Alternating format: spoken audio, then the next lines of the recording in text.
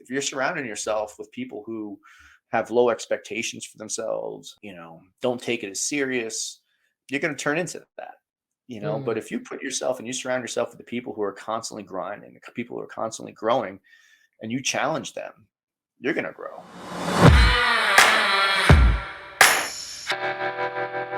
Chris, welcome to the Generation Youth Podcast. Thank you for two things. One, for being a part this past summer with the Igniting the Next Generation Summit. We appreciate your contribution to that. And two, for being a guest on our show. So welcome, Chris.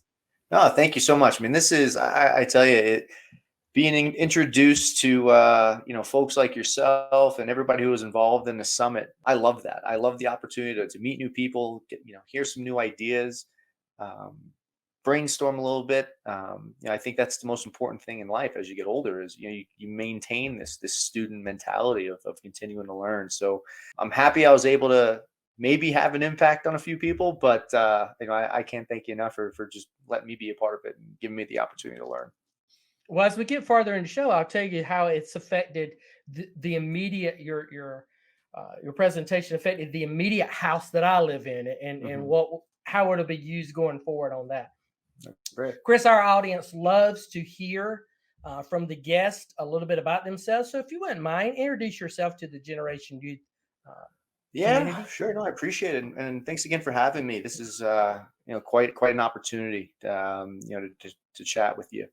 Born and raised in New York City, played hockey, started playing ice hockey when I was 9 years old and fell in love with the game. I actually grew up in a baseball family, a huge Yankee family and, in New York. And the second I'm played a Braves fan, so be careful here now. Yeah. Anytime I tell anybody I'm a New York Yankees fan, and it's everywhere, but I tell you that, I was playing baseball growing up, and I tell you the second I played, ice hockey for the first time, I just fell in love with it. And, the speed, the intensity, growing up with ADHD, hockey was the perfect game for me, where baseball, I was one of those kids in the outfield, checking out the butterflies and all that. Standing still wasn't a thing for me. I had to be constantly moving and definitely love the energy of it. But one of the things that I loved the most about hockey really was the camaraderie that you have with your teammates. And there's so many different ways that you can help your team win. And it's not just scoring goals. It's sometimes it's just a little pep talk, chatting up one of your teammates, who might be in a little bit of a slump and vice versa. I love that. I mean, I've had some great coaches throughout my playing career, but I definitely learned the most from my teammates, and seeing the challenges they might have gone through as athletes and, seeing how they overcame that. But yeah, so I played hockey. I actually started playing hockey. I started playing roller hockey. That's how I introduced myself to the game. Started playing played roller hockey for a year. In my first roller hockey game ever, I scored on my own net.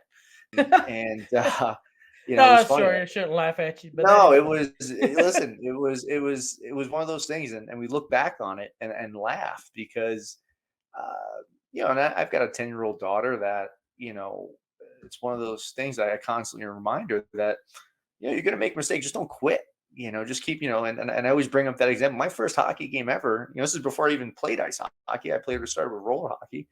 I scored my own net and I could have easily just quit right there. My own teammates are yelling at me. Everyone's laughing, but I brushed it off and kept playing and just fell in love with the game. So, I played hockey, started when I was 9. I got pretty good. And I like to say I got pretty good too fast. I think, I was a good athlete. I loved the speed of the game. I loved the physicality of the game. The issue was I was, I think I played like I was 6'5", but I was always one of the smaller players on the team. So my body took a beating. And, I remember when I was, 15 years old, I tore the ACL in my right knee and was right at a time when my stock was rising, so to speak, when it comes to recruiting and, getting looks from scouts and stuff. So when I was, 15, I decided to postpone the surgery to finish out the season to try out for the U.S. national program. And the plan was to, play for Team New York at the USA festivals. And I did it on one wheel. And I actually, I made Team New York, made it to the festival. And then right when, I was going to have the, finish out that tournament.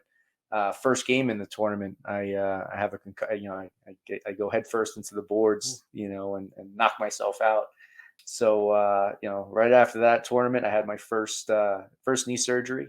That put me out for 8 months. Came back my first year of junior hockey, and finished out that. I think I played like about the last 10 games of my first year of junior hockey with the New York Apple Corps, and then my second year, when I was a senior in high school, I tore the ACL in my left knee, and that put me out for another Wow. 6 7 months. So during that period where you're trying to get recruited, and like I said, my stock was rising, no doubt about it. And I went from having a handful of schools interested in me to radio silence. I mean, nothing, and just because I wasn't playing, and being out of the lineup, and I kind of fell off those lists that I was on, Mhm. especially a smaller player coming out of New York City. I was getting passed up by a lot of them. So, but yeah, decided, hey, I came back, after my second surgery, thought I did pretty well, to be perfectly honest with you.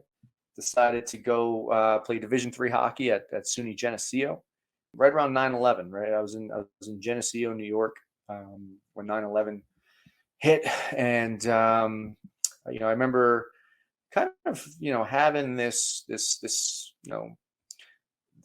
feeling of, hey, you only get one shot at this thing. If you've got a goal in your life, and Geneseo was great. I had a great coach there in Brian Hills, and it was a great school. But my goal was always play Division I hockey, and so I left school, returned to junior hockey, and with the goal of, hey, I want to be that Rudy. I want to go play Division I hockey somewhere. And the school I always wanted to play at was Iona College in New Hmm. Rochelle, which is about 30 minutes out of New York City. Yeah, I And know where Ione is at. Yeah. yeah, no, and that's where I always wanted to go, right in my backyard in New York, and and finish out that season of junior hockey.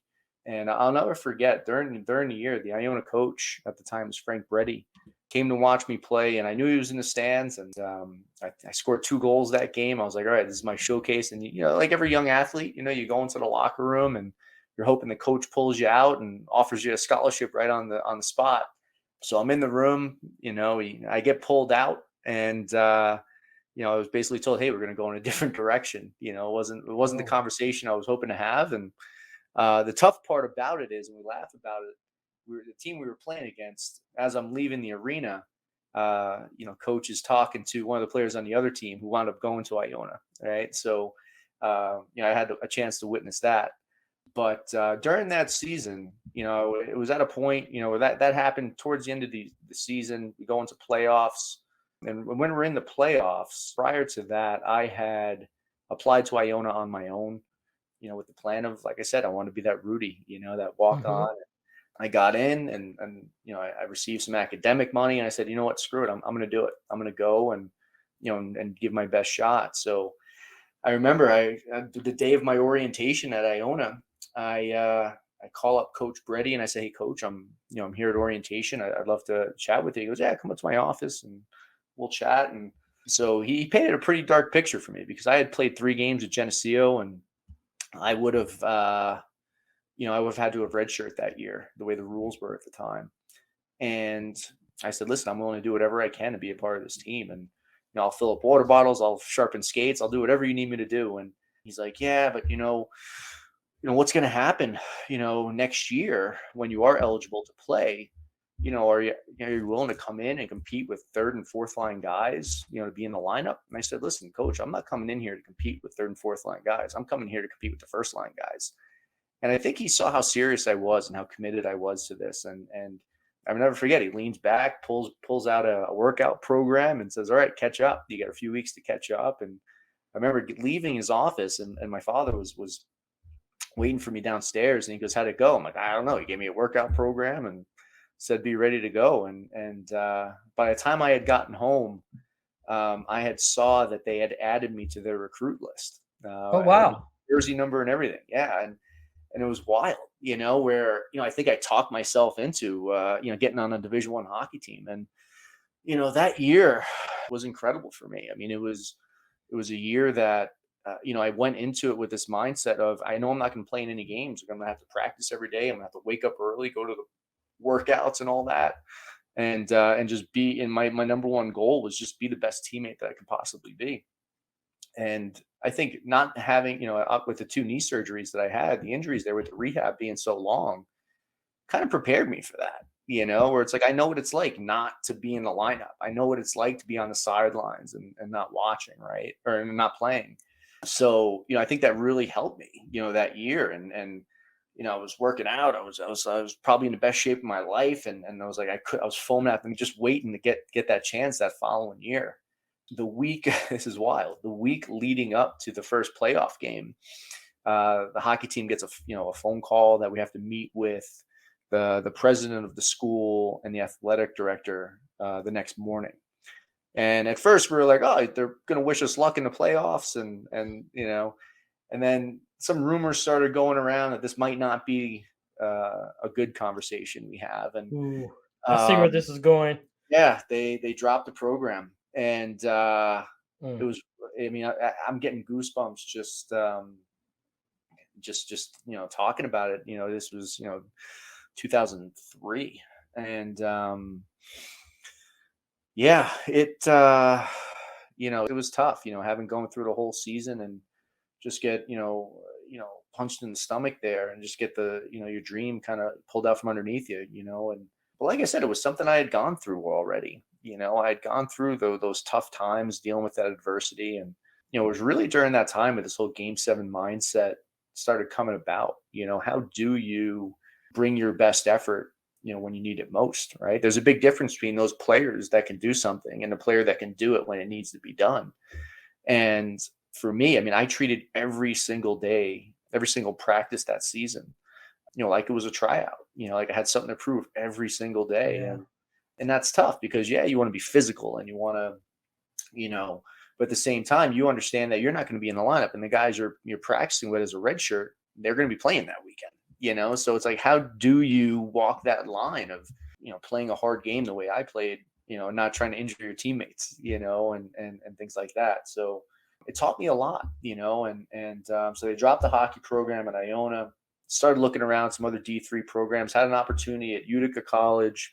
That didn't work out. I was at that point, I was physically, emotionally,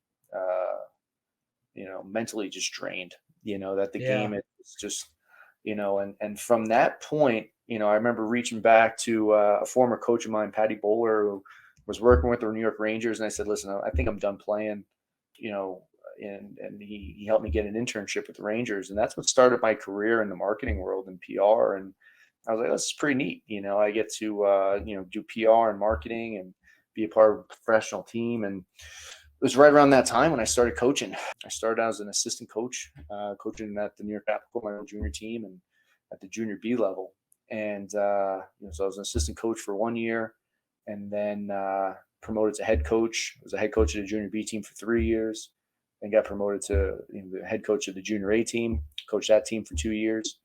And then at that level, that's a tough level because you're developing players to move on to college hockey. I said, I helped, a lot of players, move on, but it really got, there were some players that were great players that I was coaching and had opportunities to play at the highest level possible, but just their interest wasn't there, whether it was academic, whether it was social, whatever it was. And then they decided to play, club hockey, somewhere. And they had a great time, they had a great career. And it was funny, it was like, all right, after my second year at Apple Corps, I said, I would love to coach college hockey. And, and the opportunity to coach at New York University opened up. And I was like, all right. And that's a club hockey team, in the center of New York City, obviously at a great school.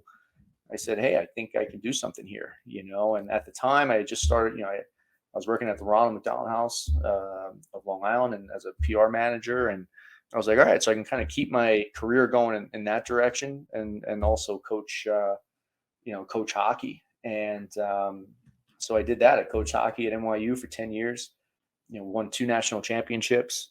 Wow, that's pretty impressive.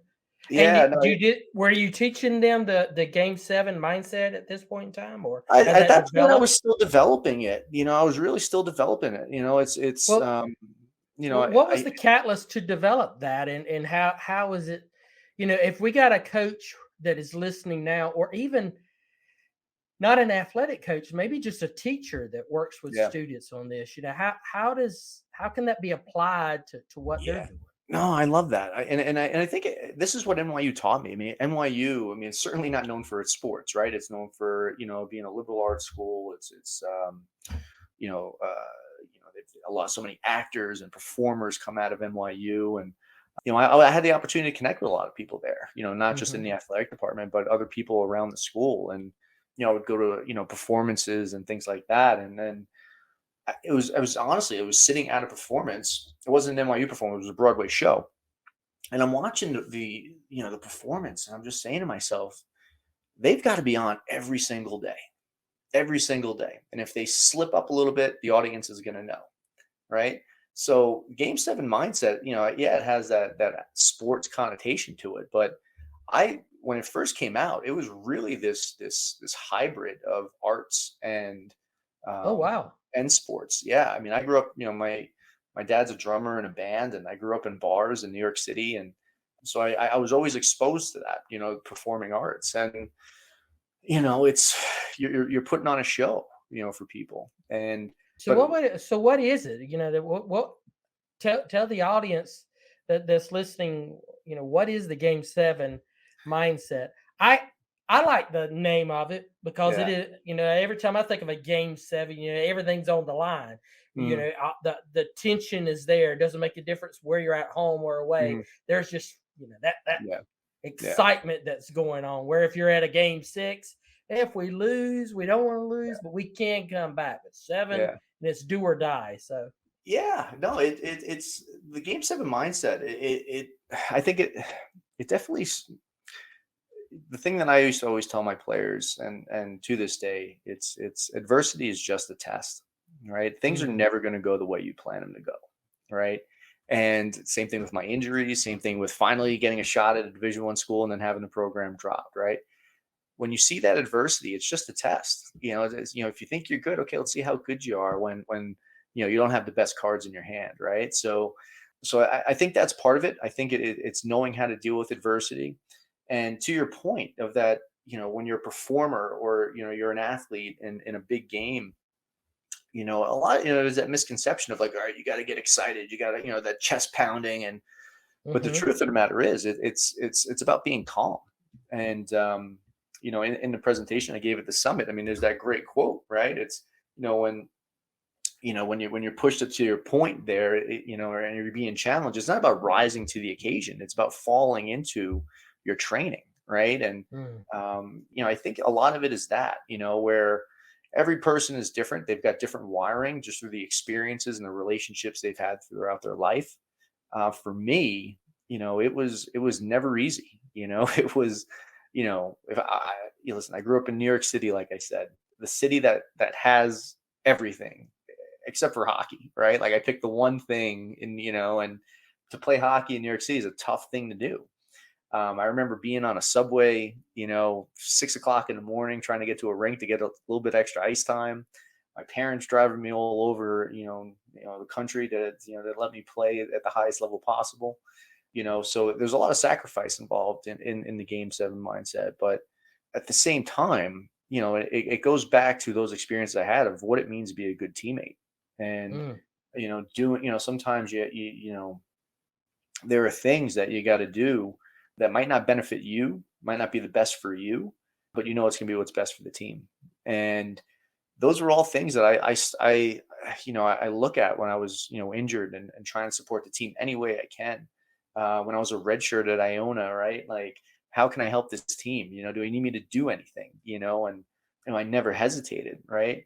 And that kind of carried over into my coaching career, where it's not always about having the best players or the most skilled team. It's Mhm. about the team that can buy into a culture and a team that can, trust that process and understand what the standard is. I think, one of the things that really helped me, in 2013, when I was coaching NYU, I was invited to coach the Rangers at the end of the NHL lockout. At that time, I had built a really good relationship with John Tortorella, who we remain good friends now. He's the head coach of the Philadelphia Flyers now, but he said, "Hey, listen, I want you to coach a team for 3 days," and I was like, "All right, that'd be cool." And so it was my 3 days in the NHL, and I had the opportunity, and this is when they had tremendous players on their team, and I went into the atmosphere, that experience like it was a Game 7 mindset, right? Like I'm just gonna focus on what I can control, not worry about, I mean, obviously, yeah, there's that stuff in the back of your head that's saying, "Oh, are they gonna roll their eyes? Like, who's this guy?"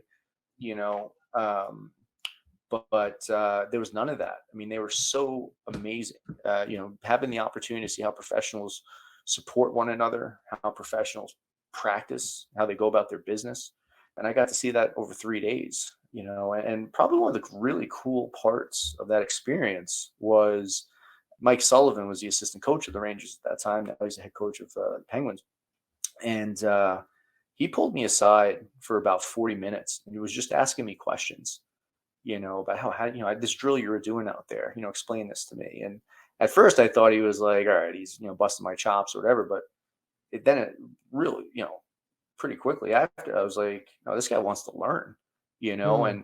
and the same thing with Torts. I mean, Torts was the same way. Like, he would, there was one time, he was showing me, he pulled out a napkin and he starts drawing up a forecheck. And, he draws it up and he shows me, he goes, "What do you think?" And I said, and I kind of paused for a little bit, and he goes, "You don't get it? You don't understand it?" I'm like, "No, I get it. I'm trying to beat it." And like, it's one of those things where, then we have this back and forth a little bit. And that was the same thing with Mike Sullivan. It's, they want to learn. You think they're the best coaches in the world, and they are. They're, two of the best to do it. But the thing that makes them so special is that they want to learn from anybody, whoever it is. I was a club hockey coach at the time, right? Like, who's this guy? But they saw an opportunity to learn, and that blew me away. So I, I think that's don't a ever think that concept you're people something that miss. Yeah, what's they that? think that yeah, I think that's a concept a lot of people miss, especially those who are working with you. They think, "Oh, I already know everything. I'm Yeah, really good," and yeah, they don't understand that the very elite, the top, the yeah, best, yeah, are constantly learning. yeah, yeah. I was trained through speaking through the Ziglar organization, and Mm. Mr. Zig Ziglar, when he was alive, was arguably the world's greatest motivational speaker Yeah. when he was active, and yet every year he would go to the National Speakers Association convention, sit on the front row, and take notes from Hmm. people who honestly could not shine his shoes as far as their ability compared to him, but he was taking notes constantly about how to get better. And, Yeah. and he would always go and talk to the speakers afterwards. Hey, where did you get that concept from? Tell me more about this so I can know. I want to be better at what I'm doing. And they're like, one thing they're probably really geeking out. Hmm. Here's the legend, the man who created this entire industry, and yet he's wanting to learn from me. It's just the same way of what you're saying. These Hmm. guys who now are at the top of their game, they've always been eager learners. I bet they still do that. Yeah, no, absolutely. I mean, the NHL, they have these NHL coaches conventions that they put on. They usually did it in conjunction with the draft, wherever the NHL draft is. They have the coaches conference. And I went to a couple of them, and it's really cool because you have in the audience, whoever signs up, anybody can sign up for them. You're sitting in the audience with coaches that are just learning to coach mites and squirts, and to your left, and then to your right, you've got NHL coaches taking notes, like you Mm. said. And it's one of those things that you're like, this is that atmosphere that you want to be in. You see how the best go about their business, and there's no settling, right? Like, they're like, no, we got to keep getting better. We got to keep learning. There's that saying, right? Like, the more I learn, the more I realize I didn't know. And so that experience with the Rangers, like I said, it was in 2013. And then, at NYU, we won our first national championship in 2015. And, it was one of those experiences where we really did fail our way to success. We kept getting a little bit better every year, but we didn't. And then, we got it done. Then the year after we won the first, we actually had the best year in the regular season that I ever had at NYU. And we lost at the national tournament, and we didn't make it to the Final Four there. But we needed that reminder of what it's like to lose, and how hard it is to win. And then we won it again in 2017, the following year. So I think it's important to really, you got to hate to lose more than you love to win, and I think that's the big message, right? Like I think Yeah. you just That's my personality. yeah. I coached baseball and I coached competitive softball for a number of years on different levels. And the people who knew me real well, they said, "Oh, you just have a passion for winning." And I would respond, "No, I don't have a passion for winning. I just hate losing." I said, I win, I'm excited and I'm happy. But the next day, I'm not really thinking about that win. If I lose, it's going to bother me until I get another chance. Yeah. It's going to drive me crazy until I get another chance. Except for a lot of times at the very end, if I'm in a championship game or we were in a tournament and we were at a high level, if I feel like everything that we've done was giving it our all, maybe it wasn't at our very best, but at that time it was all we had, and the other team just outplayed us. Yeah. Yes, I hated it, but at the same time, I was like, I can sleep because I know that we didn't. I remember one time playing a game, Chris, and coaching a game, and we got through with it, and I just was so mad I couldn't be around anybody because we did not perform. We did not give our best. The guys were not running it out. They were not communicating. I wasn't doing my job. I could just everything. And the whole drive home was yeah, for me, the game set, and that's the tough part, right? Like for how long now? I want to say like for about 10 years now. I've been writing this game 7 mindset, trying to put a book together, right? And it's one of those things where I keep, it's like, all right, I like where this is going. I like where this is going. Then I read something or hear something, and then it takes me off into a whole nother direction. It's not done yet, and there's this constant growth thing that where before I put this thing out there, I want to be perfect. But the truth of the matter is, I mean, it's never going to be perfect, right? It's this continuing, mindset.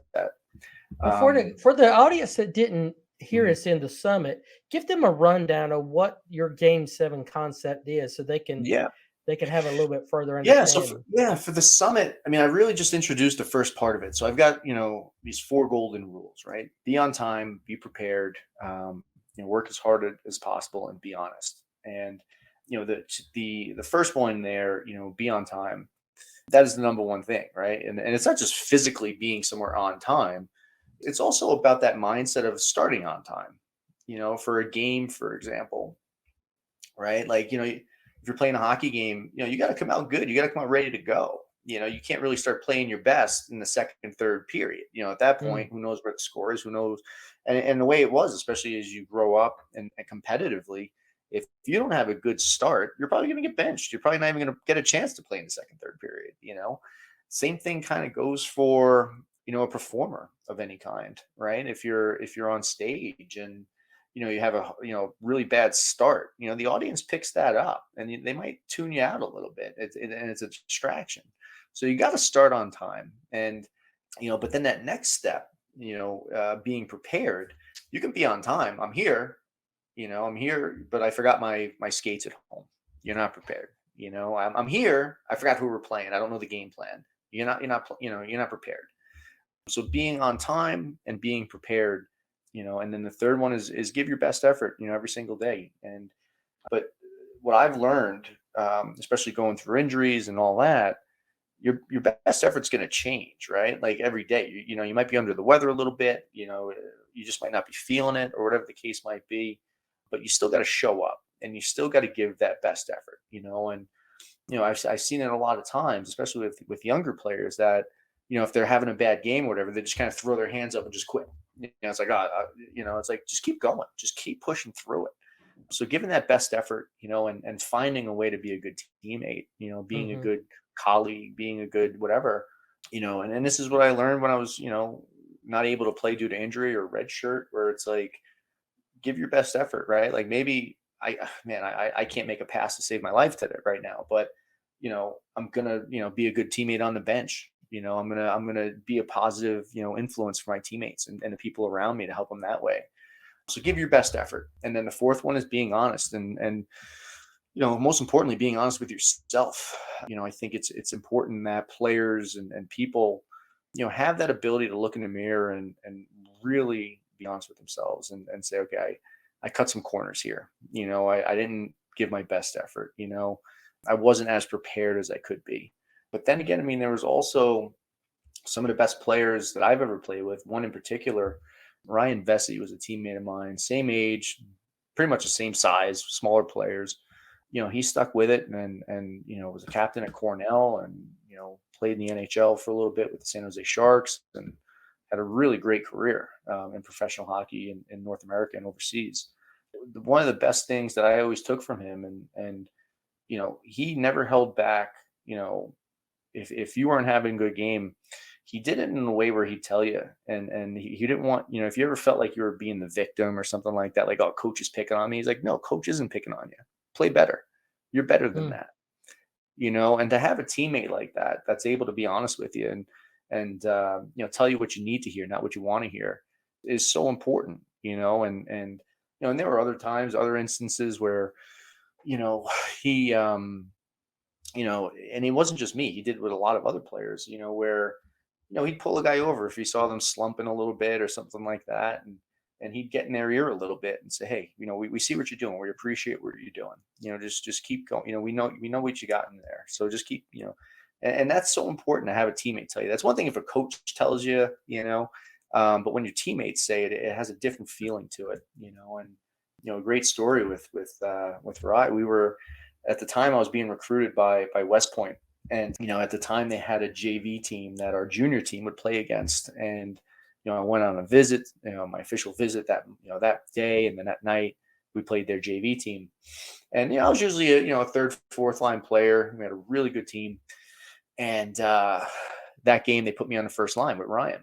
And I'll never forget in warm up, Ryan, pulls me over and he goes, just keep your stick on the ice. Right. And he found me backdoor scored 2 goals, just from him setting me up, so, and I think that's the game 7 mindset as well. Right. Like, good players make their teammates better. And it's not just about you, it's about, all right, how do I approach this situation where, it's a tough task for one person to do on their own. I'm going to need help, and they got to be honest with themselves. All right. I need to get the team behind me here on this. What do you found as far as these 4 golden rules? What do you found as being the most difficult one for young people to to get in the concept? Be on time. I mean, physically they can get that.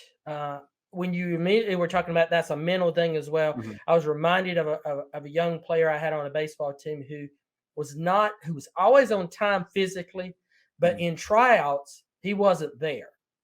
Yeah. And the first week or so of practice, he wasn't there. It wasn't that he was out, thinking of other things. He just wasn't given everything. By the end of the season, he was always the best player or one of the best.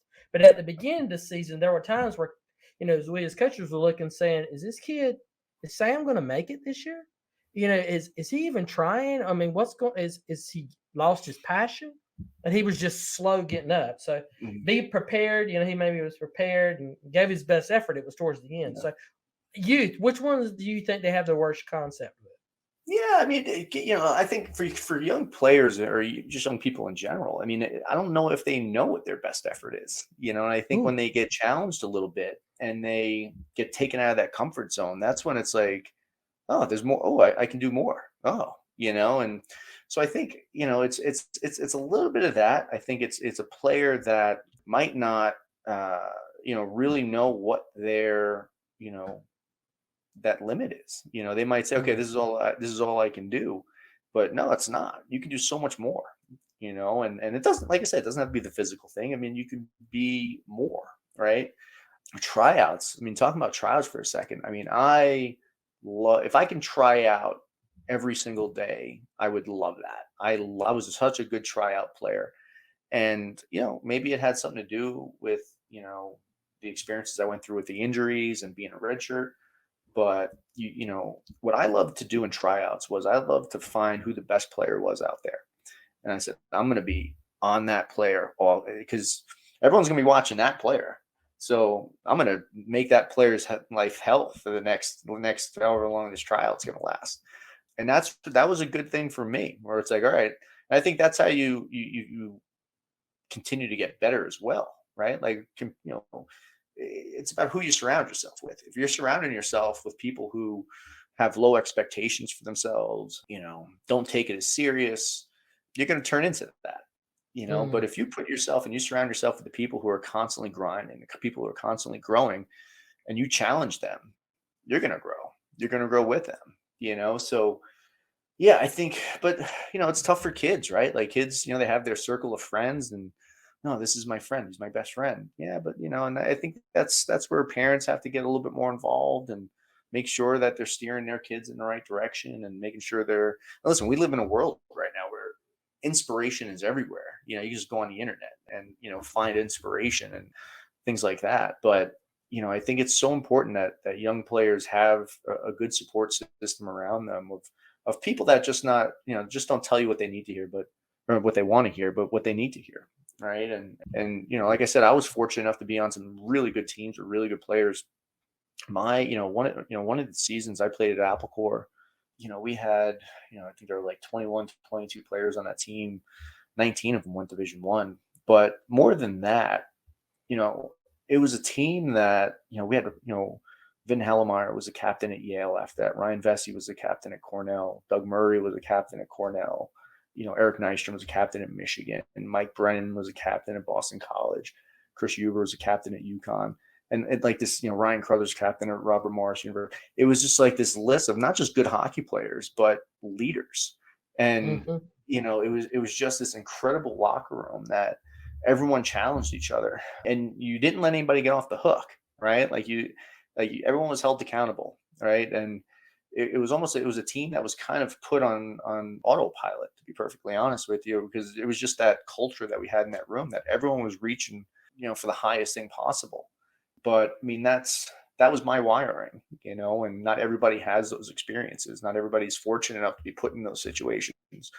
I was fortunate enough to put in those situations. I was lucky enough to be in that room, but yeah, I mean, it's that game 7 mindset. And I think, it's funny, the book that really changed my life, and my wife said, you got to read this book, is The Four Agreements by, Don Miguel Ruiz. And that book, really changed my life and opened up, my vision to the mental side of everything you do in life. And, so it's, and that's what really opened up, me, reading books and, some of my best, favorite authors. I mean, you got Ryan Holiday, who's one of my favorite authors. And, I've been reading the Tim Grover books, so it's, a lot of these books, it's about being centered. It's about being in control of your emotions.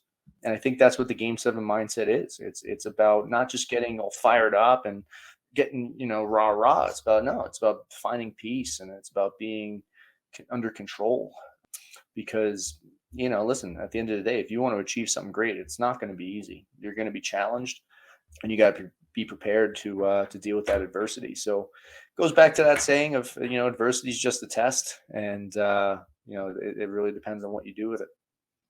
Well, Chris, how can our audience connect with you to learn more about this so they can use it?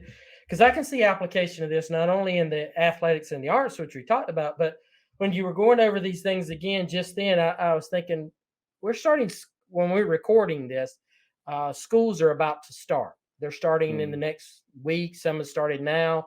The next 3 weeks, schools all over the nation will be starting. I was thinking, teachers, this should be posted on a board in the classrooms.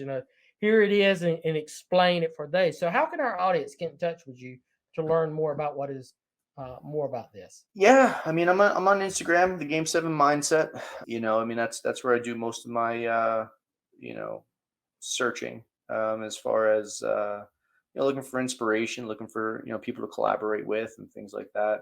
But there's no doubt. I mean, listen, it's been a project of mine for 10 plus years, putting Mm. this concept together. And when it really started, it was just like a, kind of a theory almost, like, oh, what is this? Is this something, and the more and more I learn and the more and more I dive into it, I'm like, it really is something. And, and like you said, it's obviously, listen, game seven mindset, it has that sports, connotation to it, but it's something that, can really be utilized in all walks of life. Yeah. Aside from coaching, I'm, like I said, I'm in marketing. I'm a chief marketing officer at the American Association of Suicidology, and working with folks around the country and around the world that have mental health issues. And it's important to look at that side of everything, how they approach life. And and so that combination of my career in marketing and coaching, definitely, helped each other out. There were times where, marketing helped me be a better coach, and coaching helped me be a better marketing professional. So yeah, it's one of these things that I'm just going to continue to have that student mindset, and continue to learn. Chris, thank you for joining us today. Thank you for your contribution to the summit this past summer. I appreciate this. I appreciate Tammy for connecting us. Special person that she is on that. So thank you for joining us today on the Generation Youth Podcast, and thank you, audience, for sticking with us. Listen, someone that audience, needs to hear this message. So please like, share, and comment on this, either on YouTube or on your favorite podcast platform. And we'll see you again on the next episode of the Generation Youth Podcast.